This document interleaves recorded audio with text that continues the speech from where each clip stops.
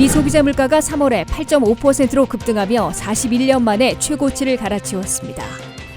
미국 물가 급등이 계속되자 조 바이든 대통령은 유가 잡기, 제롬 파월 연방준비제도 의장은 물가 잡기에 나서고 있습니다. 미국민들의 물가 고통은 바이든 민주당의 치명타를 가해 중간 선거에서 공화당이 의회 다수당을 탈환할 것으로 예상되고 있습니다. 물가와 임금 상승으로 은퇴를 미루거나 은퇴했다 다시 노동시장으로 복귀하는 미국민들이 늘고 있습니다. 항공기 내 무례 승객이 갈수록 늘고 있어 연방항공당국은 최고 벌금 8만 달러를 물리는 강경 조치를 취했습니다. 여러분 안녕하십니까? 워싱턴 뉴스 투데이입니다. 미국의 소비자 물가가 3월에 8.5%로 급등하며 41년 만에 최고치를 또다시 갈아치웠습니다. 이는 전달에 7.9% 상승해서 끝내 8%대를 넘어선 것이고 1981년 12월 이래 최고치를 깬 것입니다. 물가 고공행진에 고통을 겪고 있는 현장을 박남주 기자가 취재했습니다.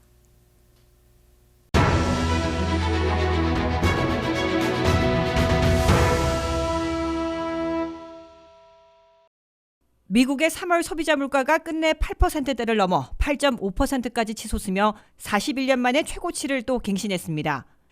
미국의 소비자 물가는 지난해 5월 5%로 급등하기 시작해 10달 만에 8%대를 넘어서는 고공행진을 이어가고 있습니다. 미국의 CPI, 즉 소비자 물가는 1년 전에 비하면 8.5%나 급등한 것으로 올 들어 1월에 7.5%, 2월에 7.9% 상승보다 더 가파르게 급등하고 있습니다. 미 국민의 체감 물가는 이보다 더 심각합니다. 미국의 소비자들은 외식과 외출을 줄이고 있지만 지금의 물가 상승이 쉽게 해결될 것으로 생각하지 않는다는 의견이 많았습니다. 안녕하세요. 네, 지금 장 보고 나오시는 것 같은데 네. 요즘 물가 많이 올랐다고 하는데 어떠신 네. 것 같으세요? 장 보시니까? 애기도 나가지고요. 물가 훨씬 더 올라간 것 같아요. 네. 네. 어떤 게 좀 더 많이 비싸진 것 같으세요? 우유, 계란, 그냥 필요한 거 다 올라간 것 같아요. 그러면 이제 물가 이제 인플레이션에 좀 대처하기 위해서 어떤 거를 좀 하고 계세요? 생활비를 좀 낮추기 위해서. 나와서 식당에서 먹는 거 그런 걸 좀 네. 낮춥니다. 네. 외식 줄이시고. 외식. Honestly, I don't know that could we do anything really because with the gas prices and everything else, and we do need groceries, so. 3월 소비자 물가가 전달의 7.9%, 경제 분석가 예측치 8.4%보다 더 오른 이유는 러시아 우크라이나 전쟁으로 휘발유 등 에너지 가격과 곡물 가격까지 급등했고 그 여파로 미 국민들의 식품과 주거비까지 모두 크게 올랐기 때문으로 나타났습니다. 미국 내 휘발유를 비롯한 에너지 가격은 미국의 전략 비축유 방출로 소폭 내림세를 타고 있으나 1년 전에 비하면 여전히 32%나 올라 있습니다. 중고차 가격도 3월 전달에 비해 3.8% 내렸지만 1년 전보다는 아직 35.3%나 비싼 수준입니다. 전체 교통비는 전년보다 7.7% 더 쓰고 있습니다. 식품 가격도 8.8%나 올라 있으며 주로 구입하고 있는 쌀과 간 쇠고기, 달걀과 감자, 야채 등은 3월 한 달 동안에도 2, 3%씩 대폭 올랐습니다. 미국민 가계 지출의 3분의 1을 차지하고 있는 렌트비를 포함한 주거비는 1년간 5% 상승했습니다. 다수의 경제 분석가들은 3월의 소비자 물가 상승률 8.5%가 정점을 기록하고 조금씩 내려갈 수 있을 것으로 기대하면서도 진정되기까지는 앞으로 1년 이상 걸릴 것으로 지적하고 있습니다. 뉴욕타임스와 월스트리트 저널, CNBC 등 주요 언론들은 경제 분석가들의 분석을 인용해 8.5%의 소비자 물가가 정점이 될 수 있을 것으로 예측했습니다. 변동이 심한 식품과 에너지 가격을 제외한 근원 소비자 물가는 3월에 전달보다 0.3%, 연 6.5% 오른 것으로 나타났습니다. 이는 2월에 0.5%, 연 6.4%보다 오름세가 주춤해진 것이어서 3월이 정점으로 기록될 조짐으로 해석되고 있습니다. 러시아 우크라이나 전쟁 악재가 여전히 끝나지 않고 있으나 연준의 강한 연쇄 금리 인상으로 미국 내 과열된 수요를 다소 진정시켜 소비자 물가도 소폭으로 느리게나마 내려가기 시작할 것으로 다수의 경제 분석가들은 기대하고 있습니다. WKTV 뉴스 박남주입니다. 미국 물가가 3월에 8.5%로 급등하자 조 바이든 대통령은 물가 잡기, 제롬 파월 연방준비제도 의장은 물가 잡기에 올인하고 나섰습니다. 바이든 대통령은 전략 비축유 방출에 이어 여름철 금지해온 에탄올 15% 함유의 휘발유 판매를 허용하는 조치를 취했고, 파월 의장은 5월은 물론 6월에도 연이어 공격적인 0.5%포인트씩 금리를 인상할 채비를 하고 있습니다.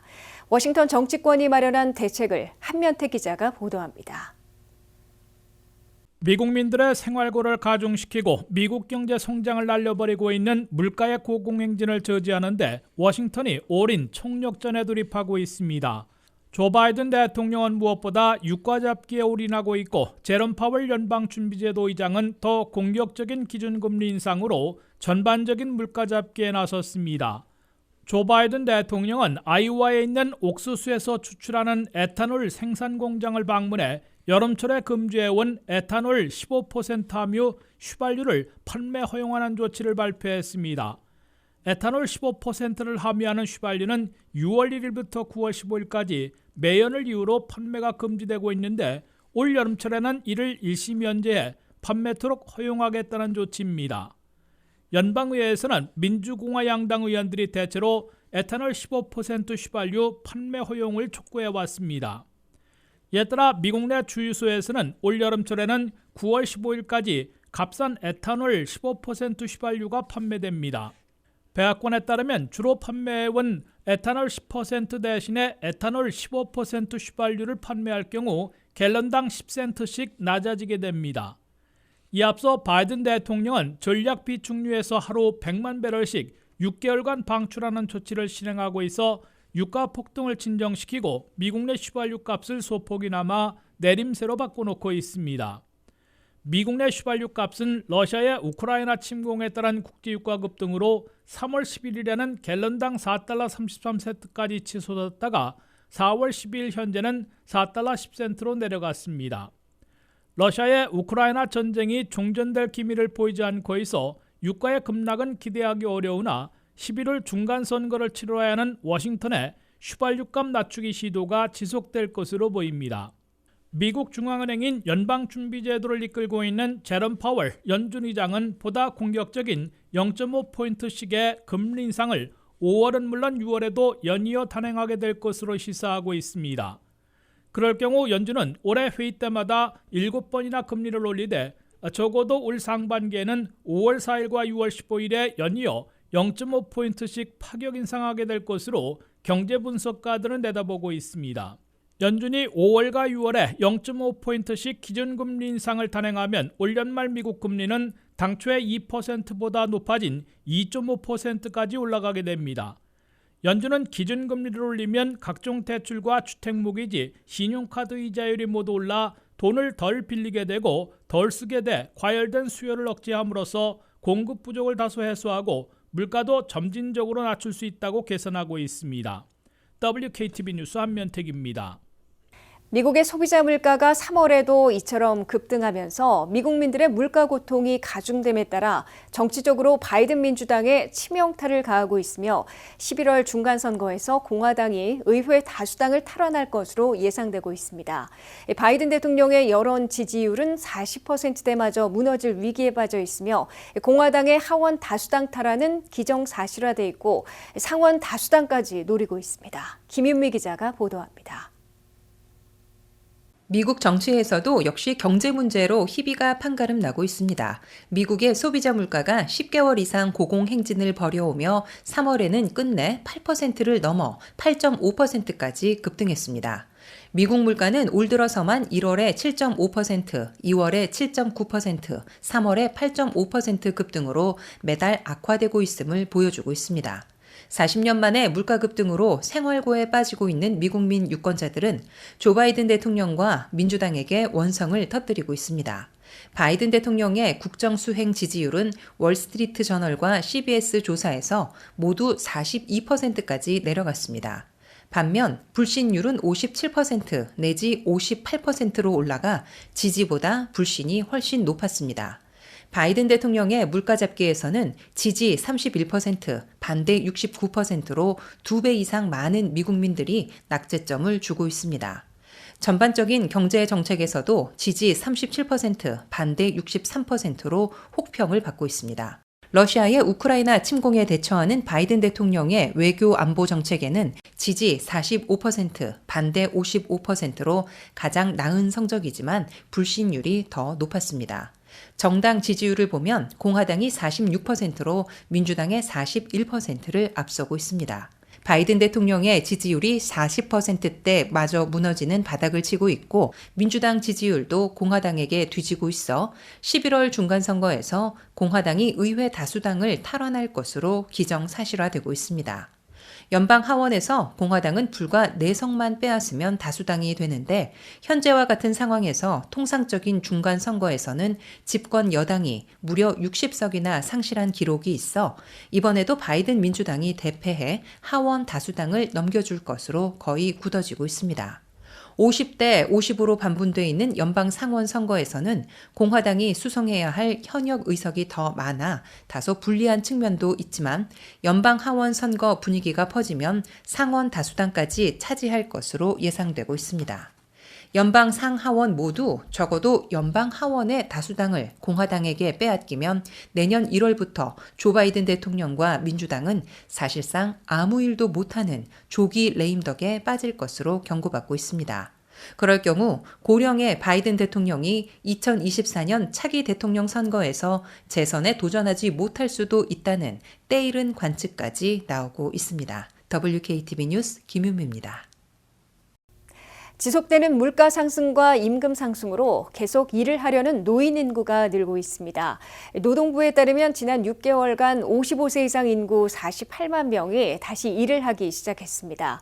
경제 전문가들은 높은 백신 접종률과 유연한 근로조건, 더 나은 급여가 미국민들을 다시 일터로 불러 모으고 있는 것으로 분석하고 있습니다. 치솟는 물가와 임금 상승으로 은퇴를 미루거나 은퇴를 했다가 다시 노동시장으로 복귀하는 미국민들이 늘고 있습니다. 월스트리트 저널에 따르면 지난 6개월간 모든 연령대에서 고용이 늘었는데 예상치 못한 물가 급등으로 경제활동에 적극 뛰어드는 노인 인구가 늘고 있다고 보도했습니다. 노동부에 따르면 일을 하거나 구직 중인 55세 이상 인구는 지난 10월 38.4%에서 38.9%로 늘었습니다. 인구수로 따지면 55세 이상 48만 명이 지난 6개월간 다시 일을 하기 시작한 것입니다. 이는 이전 6개월간의 증가치 18만 명 대비 2.5배 이상 늘어난 숫자입니다. 지난 반년간 모든 세대에서 고용률이 증가했는데 전체 국민의 경제 참여율도 지난 10월 61.7%에서 지난달 62.4%로 상승했습니다. 경제 전문가들은 높은 백신 접종률과 재택근무와 같은 유연한 근로조건, 임금 상승 등이 사람들로 하여금 다시 일자리를 찾게 하고 있는 것으로 분석하고 있습니다. 그중에서도 다시 일을 해야 하는 가장 큰 이유는 바로 물가 상승입니다. 은퇴 시기에 임박했거나 이미 고정된 수입으로 살고 있는 노령층의 경우 물가 상승에 더 취약할 수밖에 없습니다. 오늘 발표된 3월의 소비자 물가지수는 2월의 7.9%에서 다시 급등해 8.5%를 기록하며 41년 만에 최고치를 또 갱신했습니다. 월스트리트 저널은 은퇴자들이 인플레이션 기간 현재의 생활 수준을 유지하기 위해서는 계속해서 노동을 하는 수밖에 없다고 밝혔습니다. 하지만 은퇴자들의 어려움에도 불구하고 경제에는 오히려 활력을 불어다 넣어줄 것으로 보입니다. 경제 전문가들은 현재 미국은 노동력이 부족해 임금 상승이 일어나고 이는 다시 물가 상승으로 이어지는데 노동력이 증가하면 이를 해소할 수 있다고 밝혔습니다. 항공기 내에서 무례한 난동 승객들이 갈수록 늘어나자 이들에 대한 벌금이 높아지고 있습니다.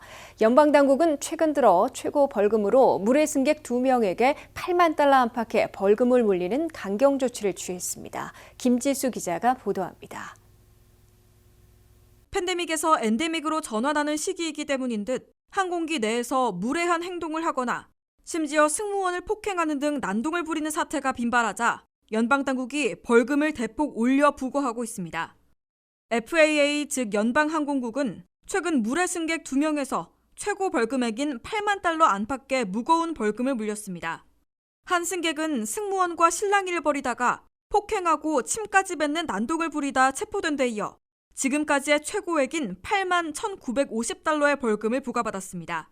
이 승객은 아메리칸 에어라인의 여객기를 타고 가다가 착석해야 하는 시기에 일어나 짐을 싣는 선반을 열려다 제지당하자 승무원의 머리를 치고 침까지 뱉는 등 폭력을 휘둘렀습니다. 이 승객은 수갑을 찬 후에도 발길질을 포함한 난동을 부렸습니다.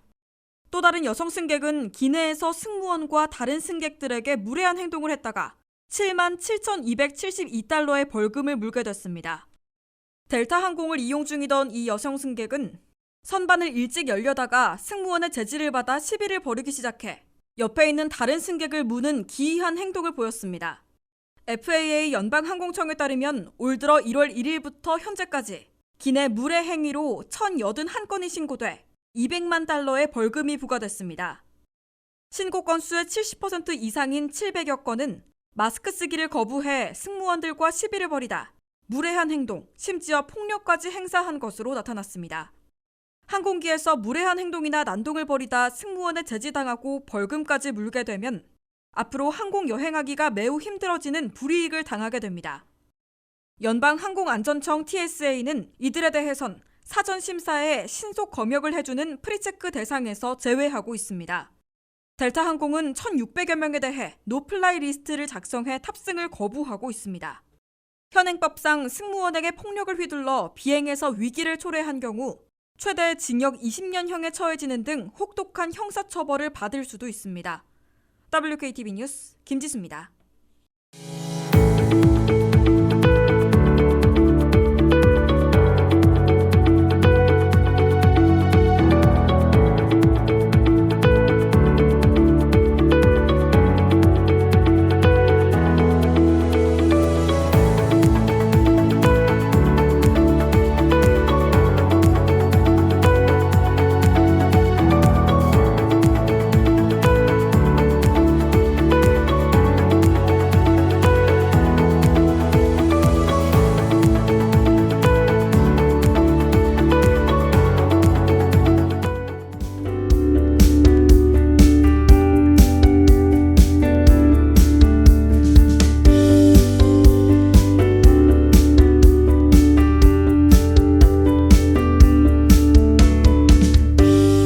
이상으로 워싱턴 뉴스투데이를 마치겠습니다. 시청해주신 여러분 고맙습니다.